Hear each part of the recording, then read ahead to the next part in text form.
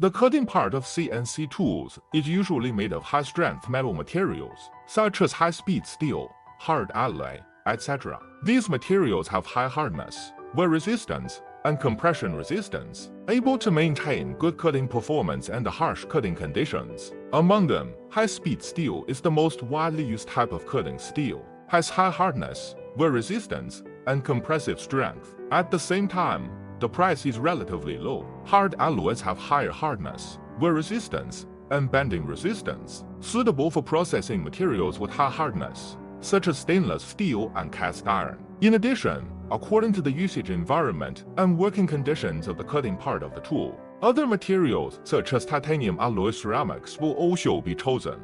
These materials have special properties and characteristics, such as high toughness, high wear resistance, high oxidation resistance, etc., suitable for specific cutting conditions and materials.